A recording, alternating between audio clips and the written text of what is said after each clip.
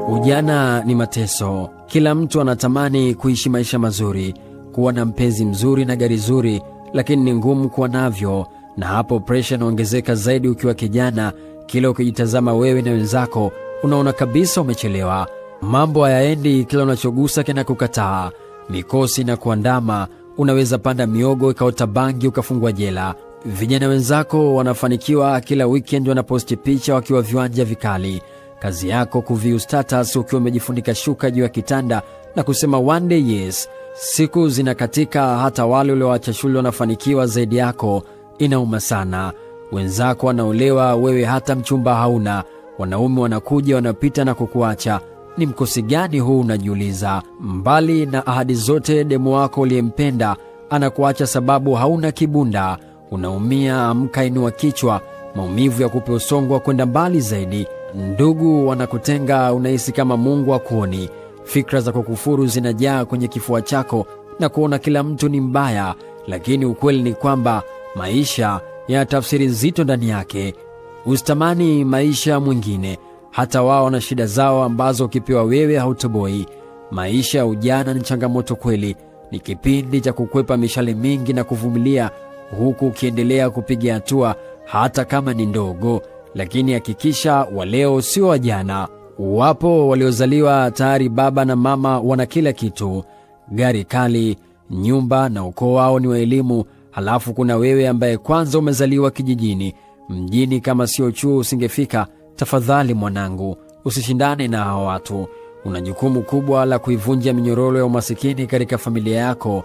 Tembea kwa hatua zako, pambana vita yako na kuwa mshindi katika ulimwengu wako. Mungu hawai wala achelewi, na wote wenye subira wako pamoja na Mungu. Pambana mwanangu, hakuna kaburi la mjinga. Vumilia dharau na manyanyaso, na usioni aibu kunuka jasho wakati ukitafuta pesa perfume. Akija mtu mwenye akili zaidi yako, usimuone kama mshindani. Shirikiana naye, kwani chuma hunoa chuma. Hatujifunzi kwa waliofeli, lakini kukata tamaa haitakiwi kuwa sehemu ya mafikirio yetu ya kila siku. Inapulizwa ili iwake, na pia upulizwa ili izime. Chagua moja. Ikiwa unataka kupuliza ili iwake ni sawa, lakini pia kama unataka kupuliza ili izime sawa. Yote ni machaguo yako. Shujaa mahiri arudi nyumbani. Mashujaa hufia katikati ya risasi na mabomu na katika vita kali. Usikubali kurudi nyumbani. Chagua vita yako. Pambana ushinde au ufie vitani. Mimi ni Steve Champion. Tumetokea kwenye familia masikini. Tumezaliwa mbali na mjini, katika familia duni ambazo hazina role models. Baba alitufunza kupambana na mama akatufunza uvumilivu.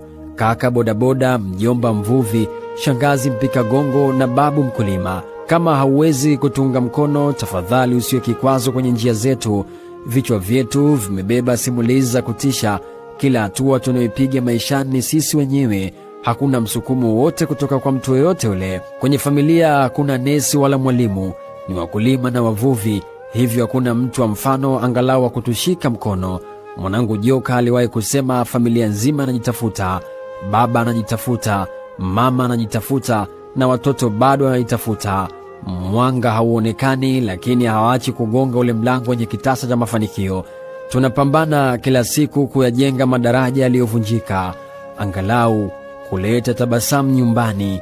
Hatuna ndugu bandarini wala ofisi za mkuu wa mkoa. Sistimu ya nchi haitutambui kwa lolote lile.